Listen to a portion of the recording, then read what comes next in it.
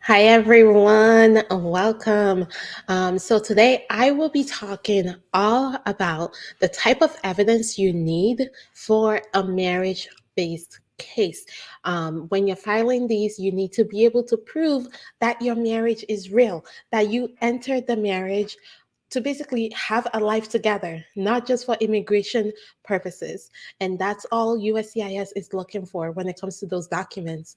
So today I will be going through a list of documents that you can include just to give you an idea of what options you have. Remember, this is not a comprehensive list. Use and these are the type of documents that I tell my clients to provide. Um, you don't need all of these to prove that your marriage is real, but the more you have, the better it is. All right. So if this is your first time joining me, hi, I am attorney Lillian Chukura from Lily Legal. We help our clients get green cards and citizenship using the U.S. immigration law system. Now, if you would like to schedule a private consultation with me, feel free to do that by going to my website, lilylegal.com, or by calling my office at 508-443-1788. And if you have questions as you're watching this and you're like, actually, what do you mean by that? Go ahead, put it in the comments. I am always happy to go back and respond to those. All right. Now, let's get started. The first thing I have on my list is birth certificates of children. Listen, this list is not in any particular order, right? But this is number one on the list because let's be honest, when you have children together, the chances of your relationship being real is higher. Okay. And US immigration knows that. And that's how they treat children that are born of the marriage, right? Not just children born during the marriage. You have to be able to show that you two are the parents of that child. Okay, so that's why you're including the birth certificate to show that both your names are on there as the parents. Mhm. This is really good evidence of your relationship. All right. Most of the time, what I tell people is you want to include those birth certificates because really, when you have a child with someone, y'all are y'all are stuck together. All right. So it's really important that you are including those birth certificates. It's a great evidence of your relationship. It is a great evidence that you and your spouse plan to build a life together and live a life together. So it is very, very important that you include the birth certificates of all children born of the marriage. Now, another thing to put there, if you are currently pregnant, so you haven't had your child yet, you can include ultrasounds, you can include, no, medical records showing that you are pregnant. Those work as well.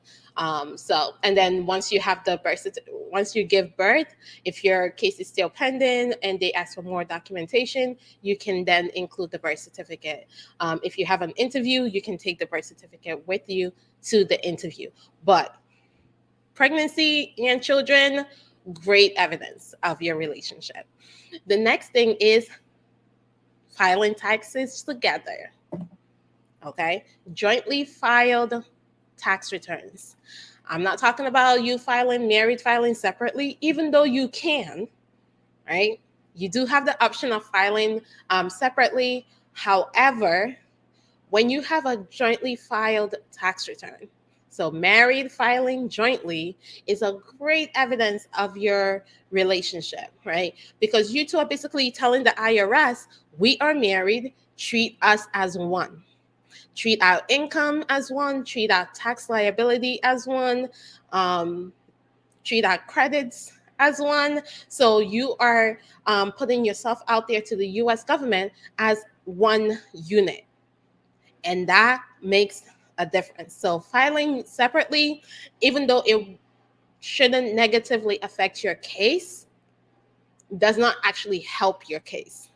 But filing jointly does help your case. So keep that in mind as you are filing your taxes. I know last week I talked all about tax returns and how that can affect your application. So if you want to know more, go and watch my video from last week.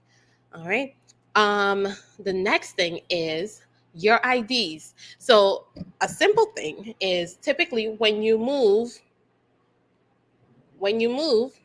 you update your license, you update your address, you do all of those things. So your driver's license, it's expected that it should have your current address, and that should be your marital address, right? Some states will automatically issue you a new card when you update your address, even if your card has not expired.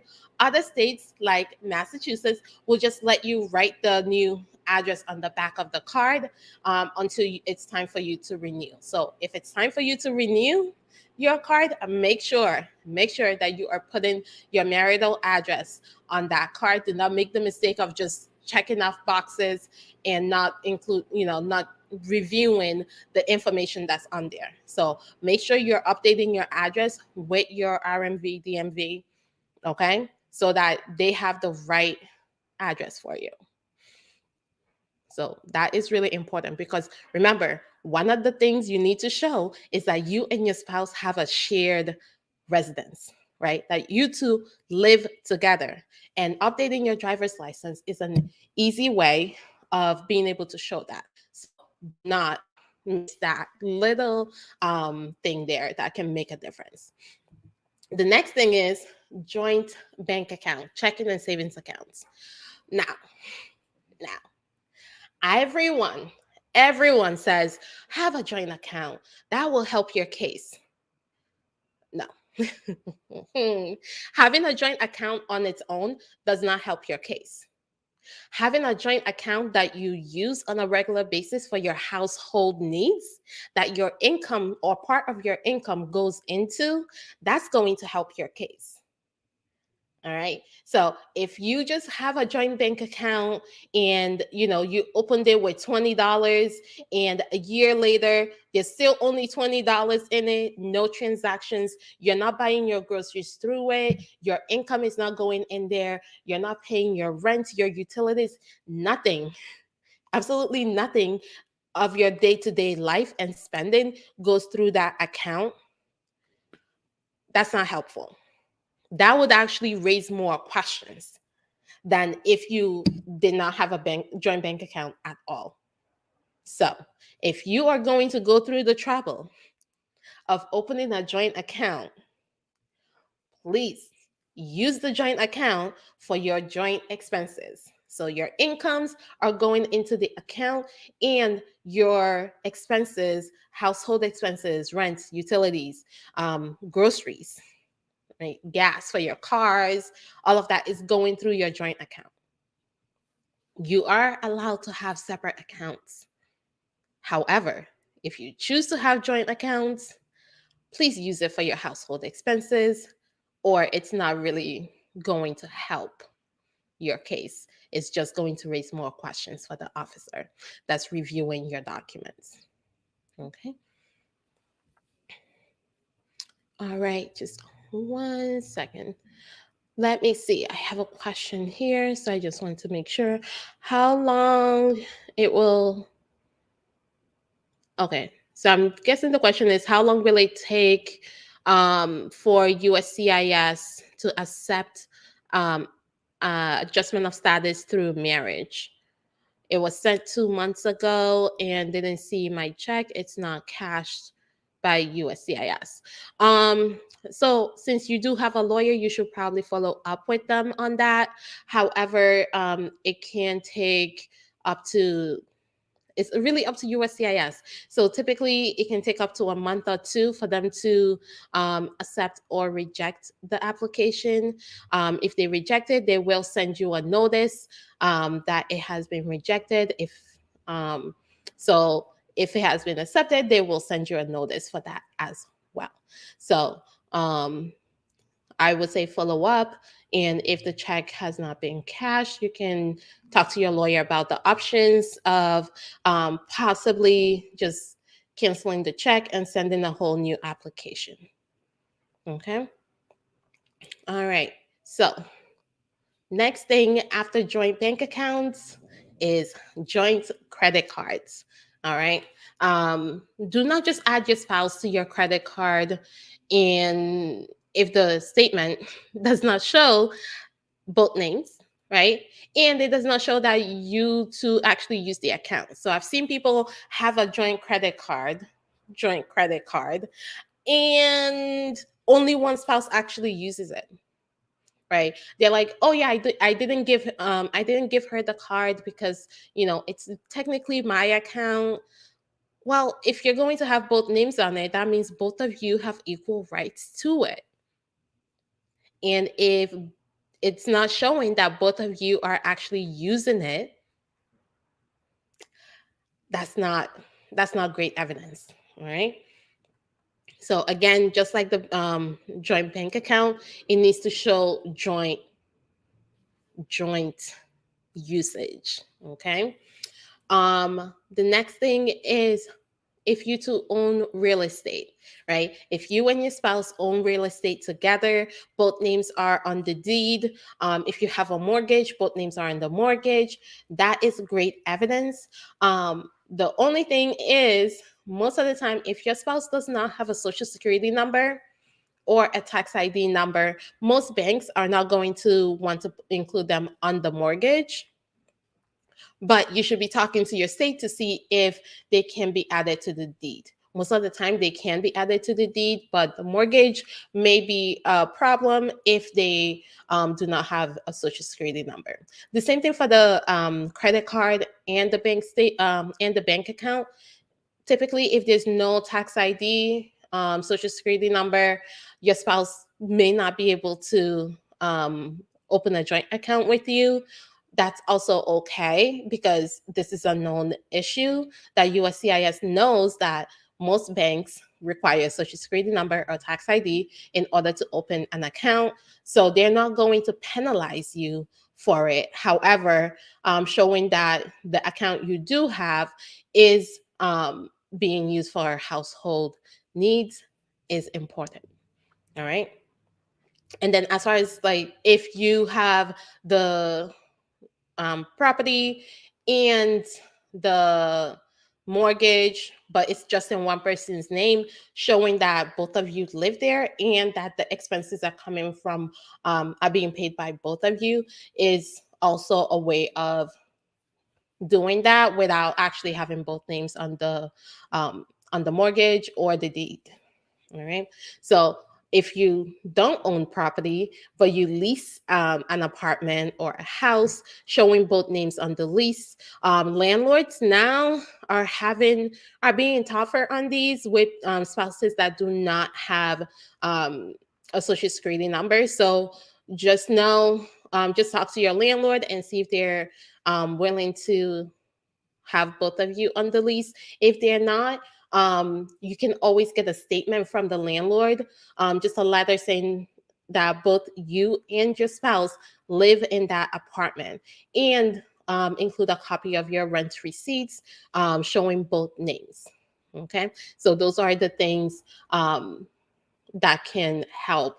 If you have a lease but your spouse is not included, you can get a letter from your landlord, and that typically is satisfactory. If you own cars together, showing that both names are on it, both names are on the insurance for the car, that's even better. Again, keeping in mind, social security, not having a social security number will impact some of that. Having life insurance policies where each spouse is a beneficiary of the other is good evidence. Again, do not just get life insurance just so you have evidence for your case. Even though life insurance is good to have, don't just get it just to include it in your case. You have to maintain it, right?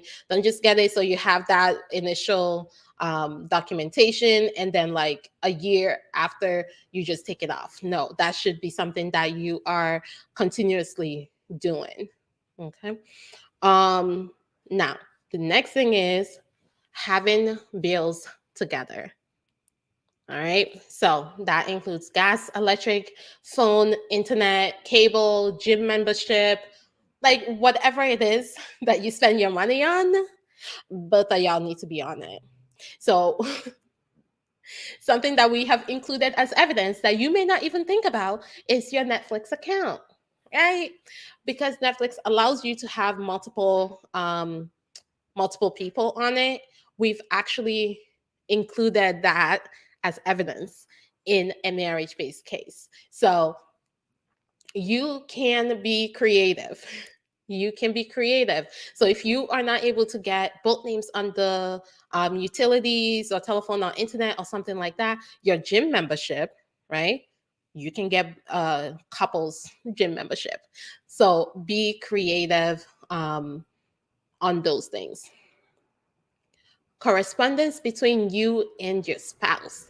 So this includes Facebook Messenger, WhatsApp, um, emails, letters, birthday cards, phone records. If y'all share Snapchat, right? Whatever it is that you two, however you two communicate, documenting that can be really helpful. So this is really important for people that do not have a lot together. So let's say, for example, you just got married and you don't have a lot of documentation together, and you're just worried that that the office is going to look at your case and think that there's not enough there.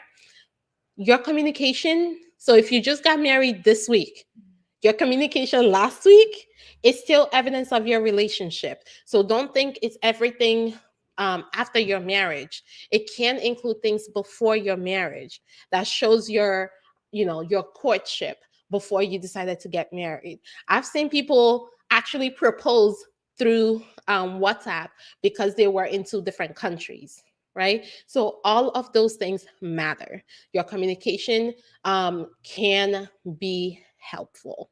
So do not think that, oh, all we have is text messages. Okay, if that's how you communicate, then print those out.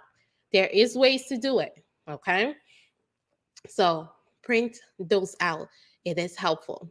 Having each other on your employment records. So typically at your job, you're going to need emergency contact person in case something happens and they need to let someone know that there's a situation. That person, that emergency contact, should be your spouse. Okay, so make sure that your spouse is on your emergency contact to be notified when you have an accident, you're sick, or you have other emergencies. That's just something that is expected. You can have secondary people to be notified, but your spouse should be on that list as well. And then for people that do not have children together, but that do have children separately, this is something that also matters. So if your stepchildren are in school, typically there are lists of people that the school can call in case of emergency for the child. Having your spouse, the step parent, on that list is helpful, right? Because it shows that you are outwardly telling the world that this is someone that lives in the household with your child, that is taking responsibility for your child, and that you trust with your child, right? So those little things, just adding your spouse as an emergency contact for your child's school, it says a lot without you having to say it. Okay. Now, so that, and then moving on, your vacations. So if you take vacations, please, take pictures, keep your receipts. Now they email you the receipts, so don't delete it, save it. If you're staying at a hotel, showing that both of you traveled there together, what you did together, all of that matters. All right. Pictures. Okay. This is something that people always have like 20 million questions on. How many pictures are too many? What type of pictures? If I have like 1,000 pictures, should I include all of them? Be reasonable. Okay. When it comes to pictures, be reasonable. um, Quality of the pictures are more important than the quantity of the pictures. What does that mean? It means pictures of just you two together, it's great, right? It shows that you're in the same space as each other. However, pictures with family and friends showing that you went to birthday parties, holiday gatherings, social gatherings, religious celebrations, things that are just more than just you two, right? If you get together with family, and also, please, if you're including pictures, put some context, right? If you're including pictures, please include context. So, when were the pictures taken? Who is in the picture? And know what pictures you're including, because guess what? If you have an interview, right? If your interview is now waived and you have an interview, the officer has those pictures and is going to ask you questions about when was this taken? Who are these people in the pictures? Okay?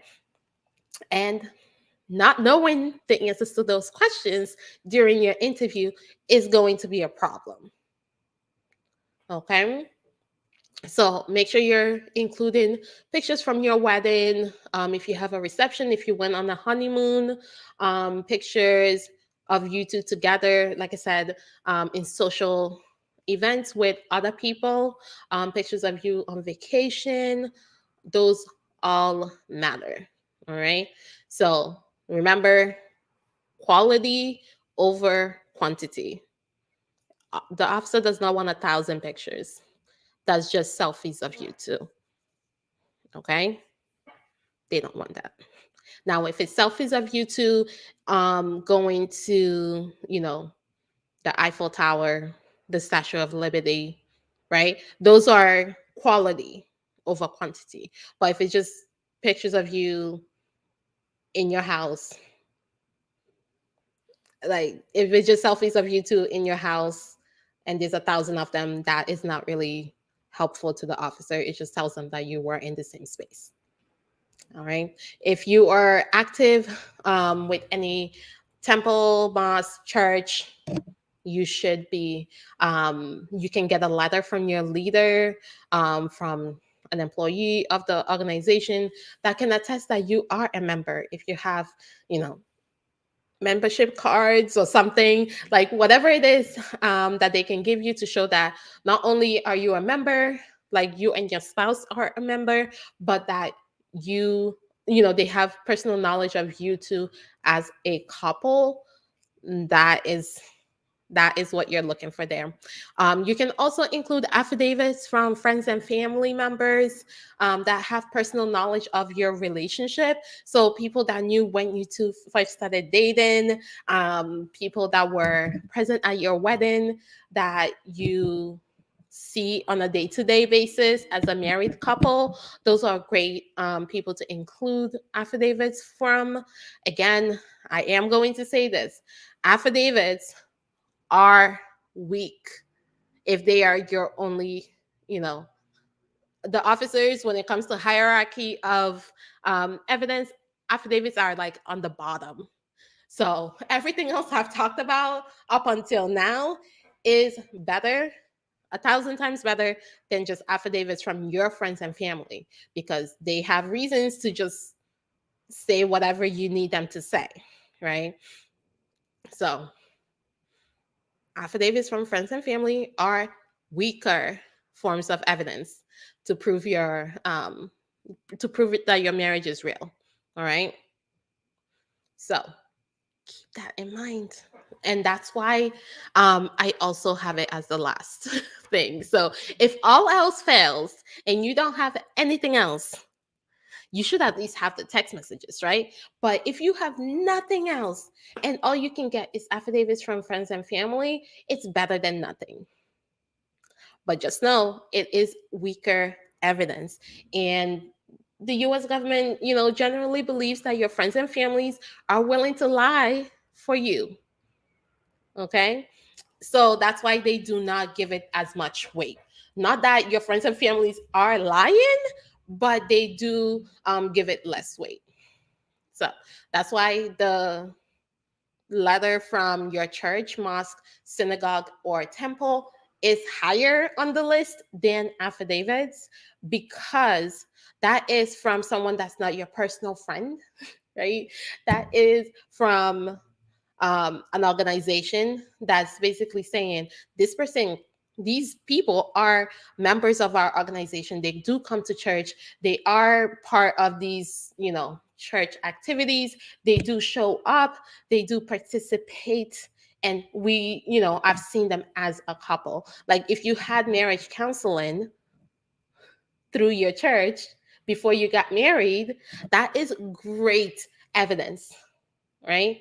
But your friend that you've known since you were like 3 years old, writing a letter saying that, yes, your marriage is amazing, is going to have less weight because, again, that's your friend that you've had since you were 3 years old. It's more likely that they are willing to say whatever you need them to say. So, affidavits, very low on the tier for evidence. All right. If you have any questions about this, please feel free to put it in the comments. I am just going to look at the questions that I have here. So, hi Lolo from New York City. Hi. How long to wait for the USCIS decision after they receive the response from RFE in the green card marriage-based application case? So it depends on what the RFE is for.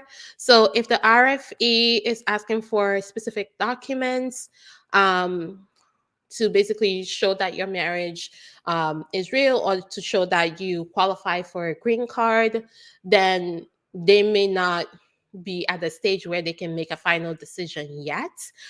If the RFE is only asking for your medical exam report and nothing else, then that's typically going to be a faster decision. So those typically come in like a month or two.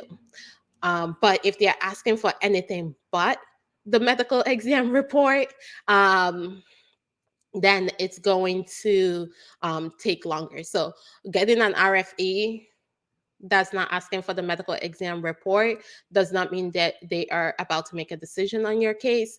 Your case may still be set for an interview. However, if they are only requesting your medical exam report, most of the time it means that they are ready to make a decision on your case, and they just need that medical exam report to finalize their decision. And those are usually done within like a month or two of getting those RFEs back to the USCIS officer. Okay. All right. So, Mr. Tusk, I filed for I-751, which is the removal of condition for people that have a 2-year green card. How long will it take to get my receipt notice? Again, receipt notices can take anywhere from a week to a couple of months. It depends on how quickly they're processing things, but you should be getting it reasonably within a month. But just know it can take more than that. You can keep an eye on your account depending on how you made the payment. So for my clients, we make the payments with a check. So we can always look at our bank account to see when those checks have been cashed and know that, okay, the check has been cashed, so we should be getting the receipt soon.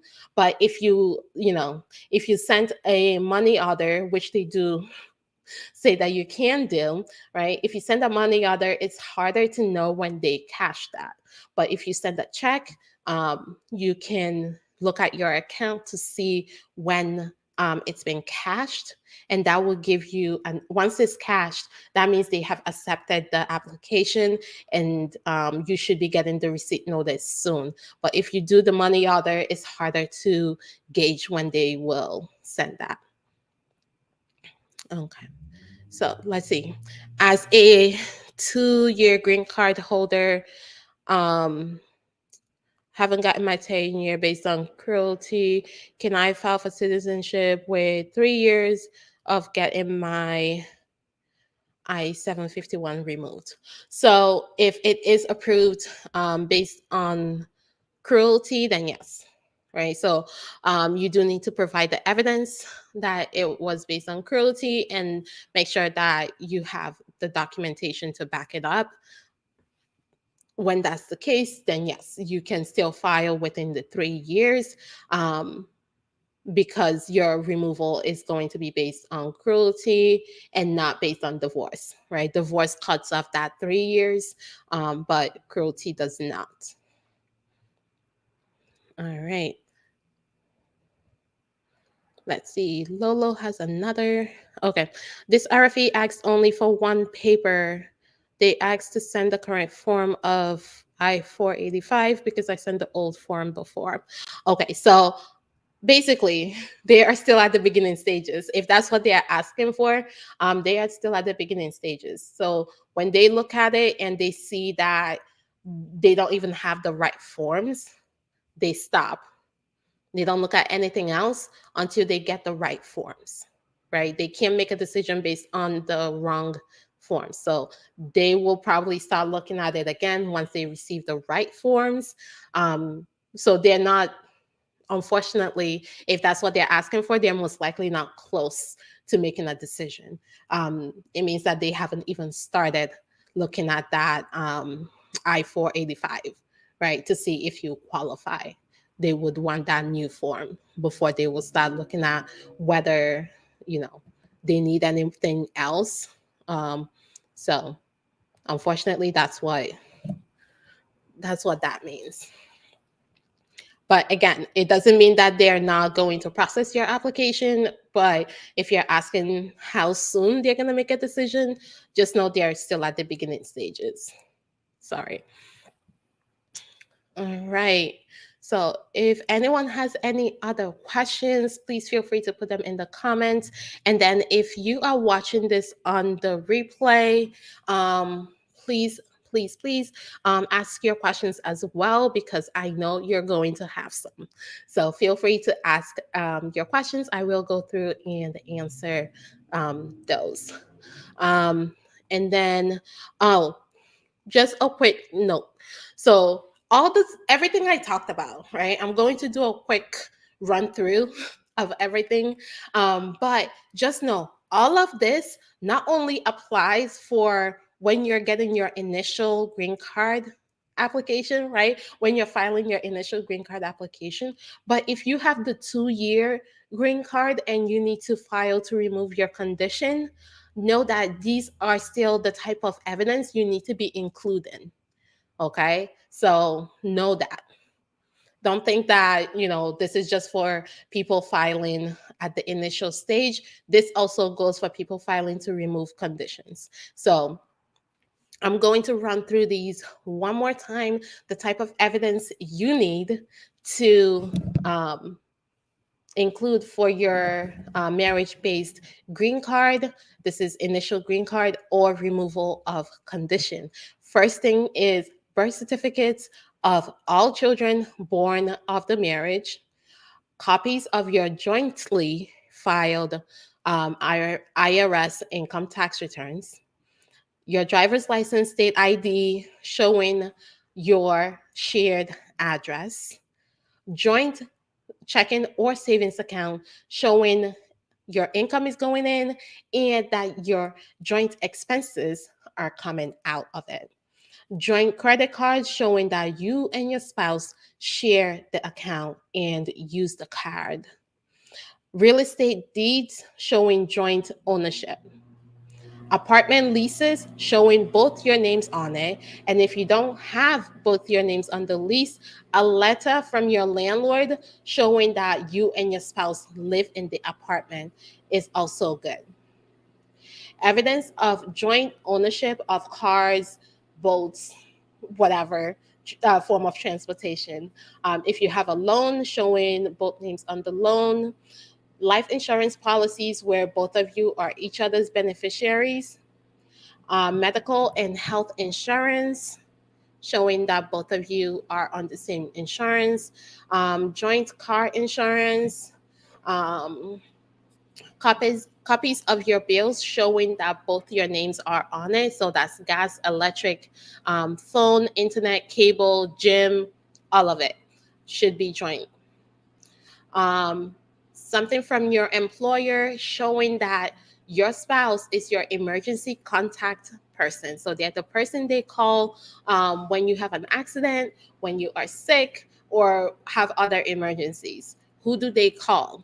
Your spouse should be number one on that list. All right. Evidence of communication between you and your spouse. So that includes text messages, WhatsApp, Facebook Messenger, emails, letters, birthday cards, holiday cards, phone records, all of that, showing calls and messages between the two of you. All right. Evidence that you have taken a vacation together. So airline tickets, hotel bills, all right? Pictures. Pictures of you and your spouse from your wedding, your vacation with family and friends. Quality over quantity. The picture should be showing you, your spouse doing something, right? It shouldn't be 1,000 pictures of just you two at home taking selfies. If you are both active in a church, mosque, synagogue, or temple, you should be getting a letter from the leader of the organization just saying that both of you are active participants and members of the church. Okay. Affidavits from family and friends that have personal knowledge of your relationship, keeping in mind that affidavits from family and friends are weak. Okay, they are weaker evidence of your relationship. US government sees it this way because they believe that your friends and family are willing to lie for you, so they do not put those on the highest level. And further, if you're going to include those affidavits, because I forgot to mention it earlier, make sure they are notarized. Okay, if you're going to include affidavits, make sure they are notarized. And that is all the evidence you can include with your marriage-based applications. All right, let's see. Rosa has a question. I want to apply for my green card and I need help with the waiver for the vaccine requirement based on moral and religious grounds. Rosa, feel free to reach out. You can call my office at 508-443-1788, or you can just go to my website, lilylegal.com, and schedule a time for me and you to speak and see the best way to help you with that. The link for consultations are also in the description to this video. All right. Oh, this is a great question, Mr. Tusk. What documents should be presented with filing I-751 based on cruelty as I was assaulted? So you need proof of the assault. So not only do you need everything that I just talked about, right? You need evidence of your relationship. That is still a requirement, right? But you also need evidence of the assault. So if there was an arrest, if there were witnesses, you should be getting witness statements. If there was an arrest, you should get the police report. If there was an actual charge in court, you should be getting the court records, statements, right? I know you say you use the word assaulted, but if there was other forms of abuse that took place in the relationship, a psychological evaluation may be appropriate, depending on everything else that you have. A detailed statement from you would also help. However, if you're saying assaulted and there was an arrest or there was a police report written or there were witnesses, those are great evidence for proving that cruelty requirement.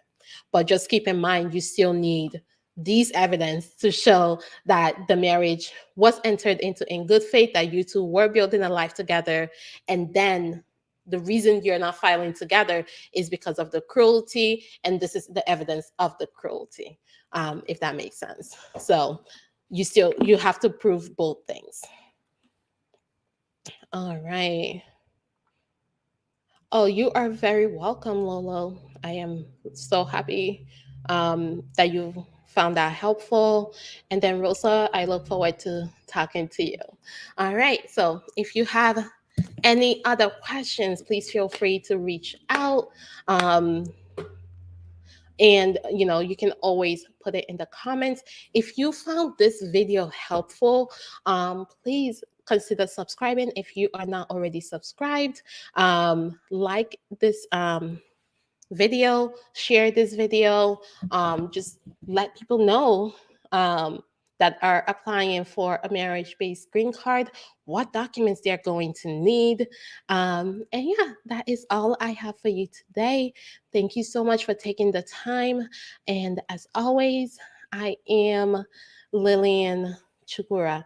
I am an immigration lawyer based in Worcester, Massachusetts, and I help my clients get green cards and citizenship using the US immigration law system.